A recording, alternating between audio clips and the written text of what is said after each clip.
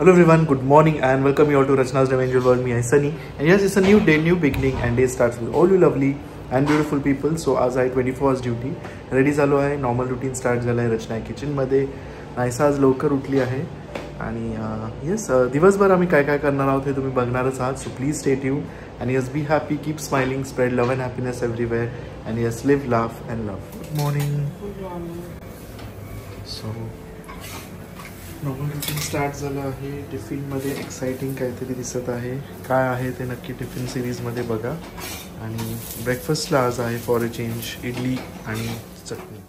So सनी गेल्यानंतर सुद्धा किचनची खूप सारी कामं असतात जे की संपत नाही. ॲक्च्युली आमच्या आंटी नाही आहेत, त्यामुळे मग सगळं काही भांडी वगैरे इमिडिएटली मी घासून घेते आणि मग ते घासल्यानंतर त्याला ड्राय वगैरे करते. जर ते ड्राय नसतील झाले तर त्याला पुसते आणि जागेवर ठेवून देते.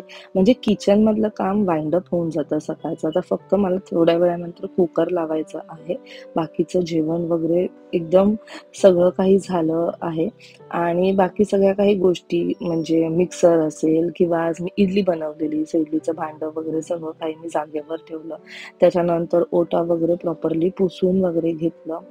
मग सगळं झाल्यावरती डस्टबिन्स बाहेर ठेवले आणि जसं मी म्हटले की आंटी नाही आहेत.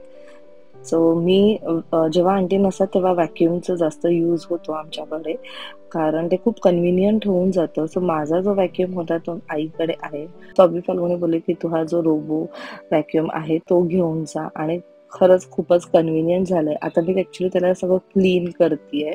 त्यातलं सगळं काही जे त्याने कचरा उचललेला ते सगळं काही काढते, कारण त्याचं मी टायमर सेट केलेलं आहे. एक्झॅक्ट 8:30 वाजता तो चालू होतो क्लिनिंग करायला. पूर्ण घराचं त्याने मॅपिंग करून घेतलंय. क्लीन झाल्यानंतर तो त्याच्या जागेवर जातो. सो आता इथे थोडंसं मी ते त्याचं जे आहे ते क्लीन करते. त्यात पाणी वगैरे भरून ठेवते, कारण ऑफकोर्स त्यात पाणी भरावं लागतं. आणि बेस्ट पार्ट म्हणजे कचरा पण काढतो आणि लादी सुद्धा पुसून घेतो. ॲक्च्युली एवढी सगळी कामं असतात ना, व्हिडिओ एडिटिंग वगैरे असतं आणि कसं असतं, जर कचरा लादी हे सकाळच्याच टायमात झालं तर इट्स बेटर. ऑफकोर्स जेव्हा मी किचनमध्ये जाते तेव्हा एक तो कचरा निघतोच, पण तो पूर्ण घराचा नाही केला जात. सो व्हॅक्यूममुळे थोडंफार लाईफ जी आहे ती एकदम मस्त इझी आणि कन्व्हिनियंट झालेली आहे. जो नॉर्मल व्हॅक्यूम असतो त्याला ऑफकोर्स आपल्याला थोडा टाइम द्यायला लागतो, पण हा जो रोबो व्हॅक्यूम आहे त्याचं काही नाही आहे. फक्त टायमर सेट करा, तो त्याचं क्लिनिंग पूर्ण काही करून घेतो आणि डॉकवर जाऊन परत चार्जिंगला लागतो. सो ते सगळं झाल्यानंतर मी व्हिडिओ एडिट केला, लाईव्ह केला. त्यानंतर मला अजून एक व्हिडिओ एडिट करायचा होता. नायसाला रेडी केलं, तिला नाश्ता वगैरे दिलं आणि आता जो तुम्ही व्हॅक्यूम बघताय तो त्याचं काम करून आता परत एकदा चालला आहे डॉकवर. त्याने पूर्ण घर जो आहे तो व्यवस्थित क्लीन केलेला आहे. त्याचं ॲक्च्युली मॅपिंग प्रोसेसमुळे ना खूप व्यवस्थित होऊन जातं. आपल्याला त्याला दरवेळेस इथे तिथे असं ठेवावं नाही लागत. सो खूपच छान आहे हा. येस, फक्त हे जे मॅट्स वगैरे आहेत ते उचलावे लागतात, नाहीतर तो त्या मॅटवरतीच गोंधळून जातो, अडकतो. हे बघा आता तो कसा त्याच्या डॉकवर परत जाऊन बसेल आणि मग तो पूर्ण वेळ चार्ज होत राहील. त्याच्यानंतर रूम क्लिनिंग, ते फार एक इम्पॉर्टंट गोष्ट जी माझी बाकी होती. किती 2 दिवसांपासून मी ते ट्राय करते. सो फायनली तो आज दिवस आलेला आहे. नायसा सुद्धा खूप एक्सायटेड होती, कारण तिला माहिती आहे पसारा निघाला म्हणजे खूप काही नवीन गोष्टी आता मला बघायला मिळणार आहेत. म्हणजे जे ती कदाचित काही खेळणी विसरली असेल, कधीतरी तिने कुठेतरी ठेवले आहे, ते आज तिला बघायला मिळणार आहेत. सो हे सगळे जे ड्रॉवर्स आहेत ते सगळे क्लीन केले, सगळे सॉर्ट केले. तिला मी सांगितलं ह्याच्यात हे आहे, ह्याच्यात हे आहे, इकडे तिकडे अजिबात काय करू नको. जे नको पाहिजे होतं ते व्यवस्थित एका बॅगमध्ये ठेवलेले आहेत, म्हणजे ते कोणाला तरी देता येतील, कारण नायसाचं वापरणं खूप चांगलं आहे. त्याच्यानंतर जे नको आहे, जे तुटलंय ते असंच आहे, ते एका बॅगमध्ये ठेवलंय. तर इथे बघा नायसा सुद्धा मला हेल्प करत होती. पाठीमागे आम्ही मूवी बघत होतो, ओम जय जगदीश. कितीतरी वर्षानंतर हा मूवी मी बघत होती, कारण OTT वर आला आहे. त्यानंतर हा कोपऱ्यातलं सगळं काही मी क्लीन करत होती, कारण खूप खूप खूप कचरा झालेला. त्यानंतर हा जो ड्रॉवर आहे हा सुद्धा मला क्लीन करायचा होता, कारण कितीतरी वर्षांपासून मला असं वाटतं त्यातल्या खूप काही गोष्टी आहेत ज्या मी काढल्याच नाहीयेत. असे नायसाचे खूप सारे बुक्स सुद्धा आहेत जे युज्ड आहेत, पण ते असेच तिथे ठेवले. सो मी ते सगळे एक एक चेक करत होते की हे सगळं यूज केलंय का, फील केलंय का. बऱ्यापैकी अशाच होत्या बुक्स जे सगळे काही यूज केलेले आहेत. ऍक्टिव्हिटी बुक्स आहेत ज्यात तिने बऱ्यापैकी सगळं काही कंप्लीट केलेलं आहे. स्टोरी बुक्स आहे, सो स्टोरी बुक्स मी ते ठेवले. सो थोडीफार साफसफाई चालू आहे रूममधली, जी दर महिन्याला होतेच, कारण नायसाचे खूप काही गोष्टी असतात जे इथे तिथे सगळेचे पसरलेले असतात. तिलाच एका टायमाला मिळत नाही. जे बॉक्समध्ये आहेत ते बॉक्समध्येच मिळतात, बट जे तिचं ते मी शेल्फ तिला आणलेले आहेत 5 लेयर्सवाले. त्यात मी प्रत्येक ह्याच्यात एका ह्याच्यात फक्त तिचं स्टेशनरी, एका ह्याच्यात तिचे छोटे छोटेसे जे हँडबॅग्स आहेत ते, एका ह्याच्यात ड्रॉइंग बुक्स असं. पण ते आता सगळं शफल झालं आहे, सो ते थोडंसं वेगळं करते. मग विचार केला की तिकडचा जो साईड ड्रॉवर आहे तो सुद्धा मी क्लीन करते. आणि तो क्लीन करताना I came across one book. Actually it's a diary, आणि मला डायरीज आधी खूप आवडायचे लाईक ठेवायला, मग त्याच्यात काहीतरी थॉट्स लिहायचे. सनीचं सुद्धा तसंच आहे. लग्नानंतर मला समजलं की even Sunny used to do that, पण सनी आत्तापर्यंत कन्सिस्टंट आहे. मी सोडून दिलं ते एका पॉईंटनंतर. सो त्यात तेच मी बघत होते की मी कुठे काय काय लिहिलं आहे. So it's all about father.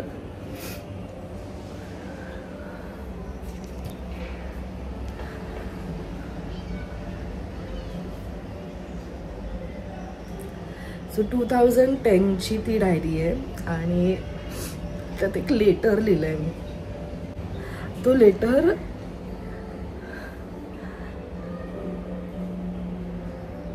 पंधरा वर्ष आधी, म्हणजे जेव्हा मी 19 वर्षाची होती तेव्हा तो मार्चमध्ये लिहिलेला आहे.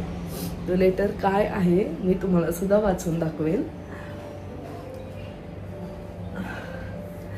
कदाचित आता ते खूप काही गोष्टी मी फुलफिल केलेले आहेत असं मला वाटतंय, but he is not there.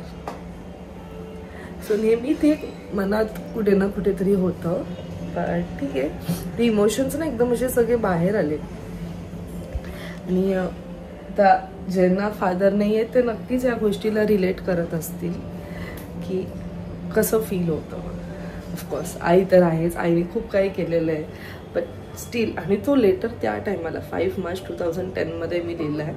आणि एक असं होतं की जेव्हा जेव्हा कोणतेही कोट लिहिलं आहे किंवा काही लिहिलं ना, तर खाली मी डेट लिहायची, कारण डायरी काही पूर्ण नाही भरायची. So I used to make sure की तिथे मी डेट लिहू. म्हणजे जरी ती 2009ची असेल डायरी, आणि जर मी ती 2010मध्ये त्याच्यात काय लिहित असेल तर ते मला पुढे जाऊन समजायला पाहिजे की ह्या टायमाला मी ते केलेलं. पण त्या डायरीमध्ये तेच आहे. थोड्याच वेळात मी तुम्हाला ते वाचून दाखवेल की ते लेटर काय आहे एक्झॅक्टली. नायसाला आता भूक लागली आहे, म्हणून तिला पहिले भरवते आणि मग भेटते. सो नायसाचं जेवण वगैरे झालं आणि इथे खूप पसारा आहे, खूप म्हणजे खूप.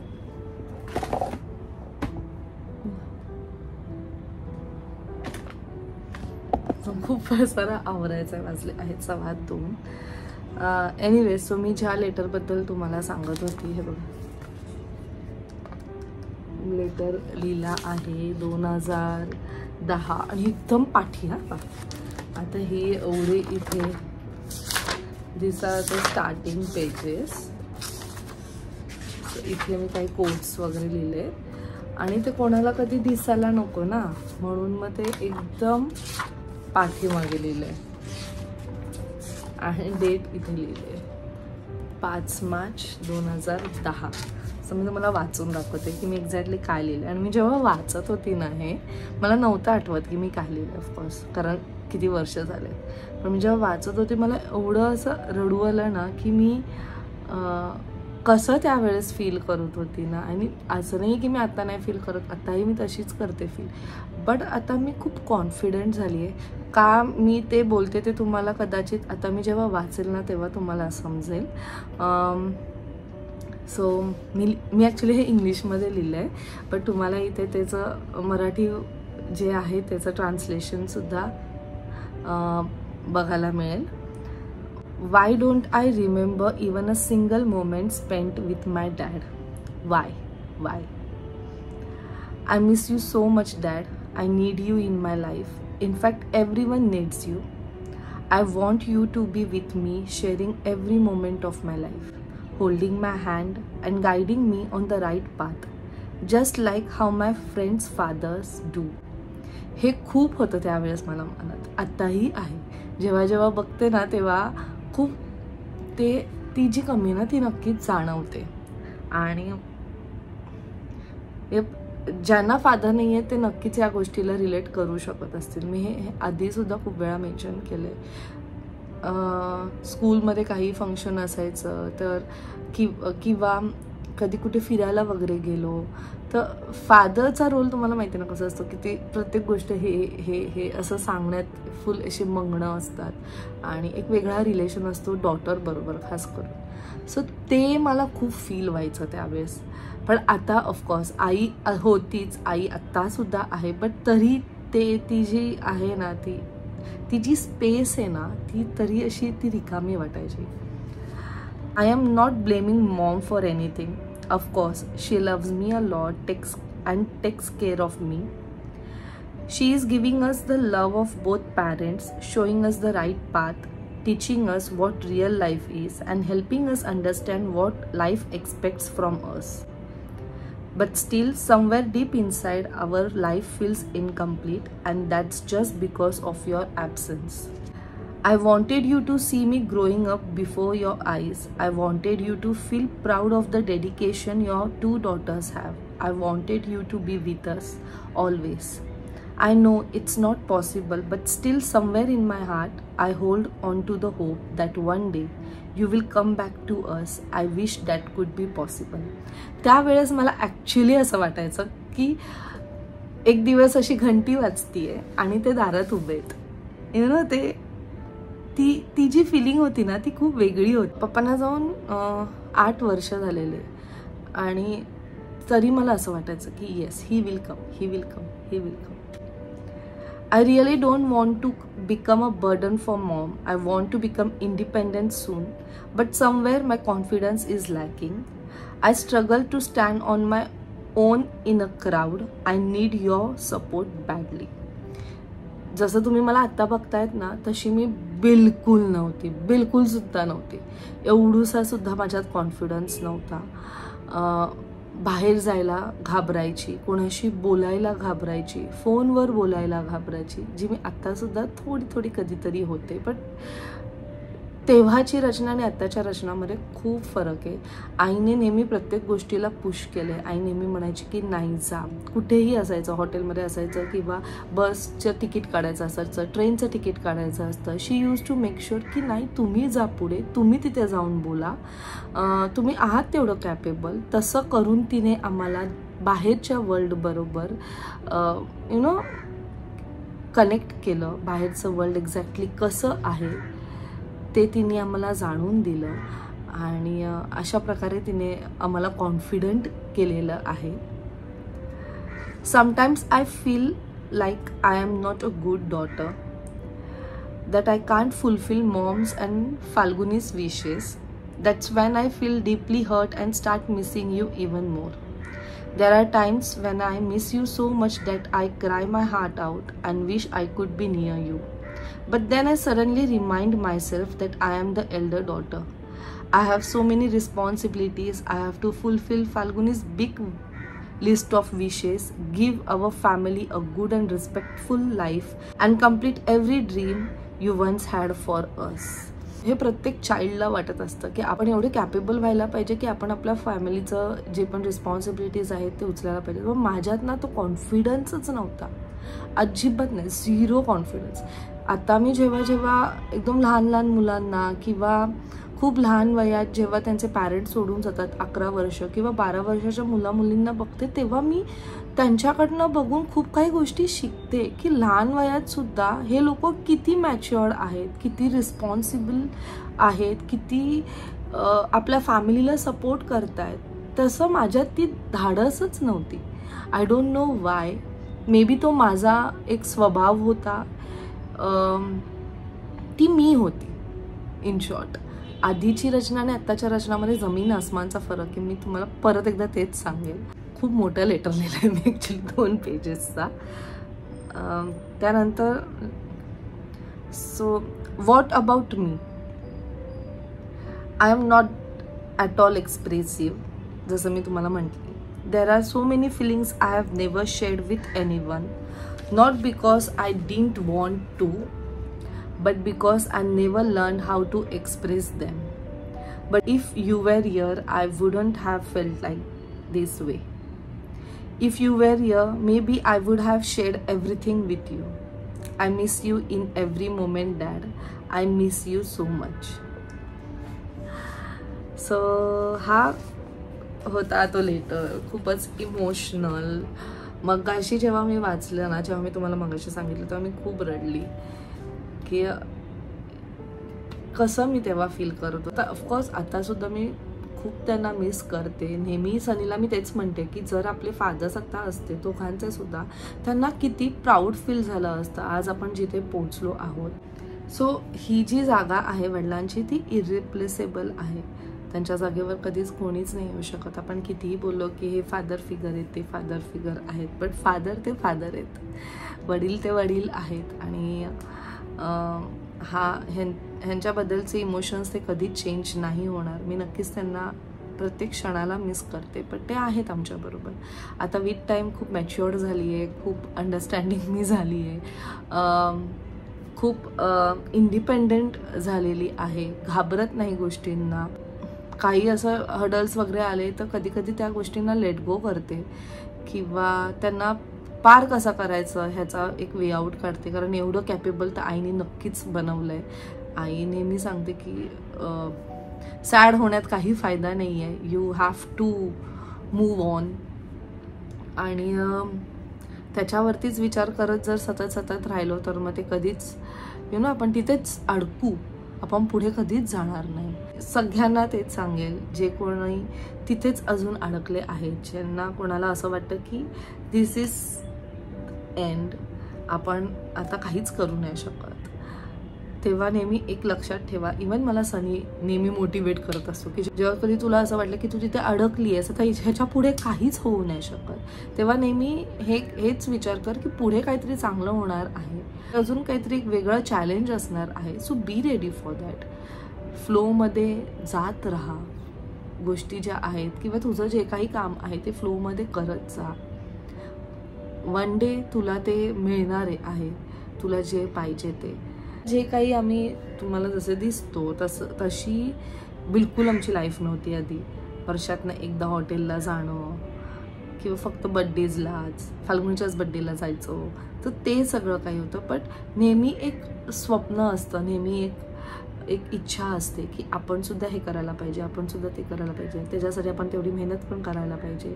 कारण कोणतीच गोष्ट इझिली नाही मिळत, हे मी खूपदा सांगितलेलं आहे. प्रत्येक गोष्टीसाठी आपल्याला धावपळ करावी लागते, धडपड करायला लागते. सगळं काही इझिली मिळत नाही आणि जे काही गोष्टी इझिली मिळतात ना ते फ्रॅक्शन ऑफ सेकंड्समध्ये निघून सुद्धा जातात. जेव्हा आपण ज्या गोष्टीसाठी धडपड करतो, जेव्हा आपण ज्या गोष्टीसाठी स्ट्रगल करतो त्याची किंमत आपल्याला समजते, त्याचं व्हॅल्यू आपल्याला माहिती असतं.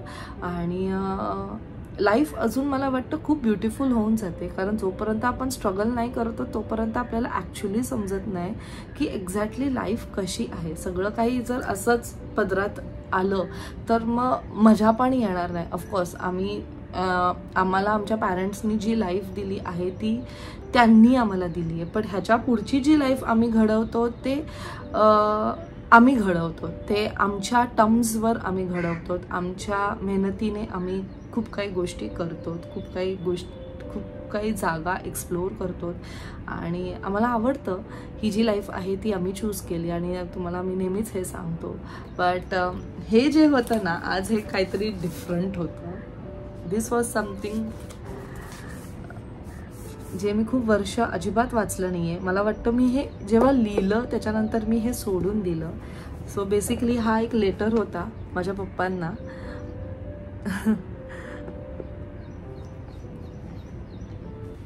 जेव्हा लिहिलेलं मला आठवतं, मी जेव्हा लिहिलेलं मला माहिती आहे मी कुठे बसलेली आणि लिहिताना असं फील होत होतं की पप्पा पाठीमागे उभे आहेत and he is reading that. Of course ते कुठेही असतील तर ते माइंडसुद्धा रीड करूच शकतात ना माझं, पण तरी एक होतं की नाही मला त्यांना एक लेटरच लिहायचं आहे. आणि खूप काही गोष्टी होत्या. अजून अशा बाकीच्या पण एक डायरीज आहेत ज्यात मी लिहिलेलं की मला माझी कार घ्यायची आहे, त्या कारमध्ये मला माझ्या आईला आजीला फिरवायचं आहे. आणि हळूहळू ते स्वप्न पूर्ण होत आहेत. हळूहळू जे पाहिजे एक तो आहे, एक गोल आहे की आपल्याला हे हवं आहे आणि ते मी करण्याचा प्रयत्न करते. एनिवेज, सो तुमचे पण जे काही ड्रीम्स असतील आता नसतील फुलफिल होत तर डोंट वरी, कधी ना कधी तरी नक्कीच होतील. मेहनत करत राहा आणि आपलं जे गोल आहे त्याच्या टुवर्ड्स कन्सिस्टंट राहा. डेडिकेशन जे फार महत्त्वाचं आहे आत्ताच्या ह्याच्यात. एनिवेज, सो चला आता हे सगळं वाइंड अप करते. खूप मेस झालं आहे.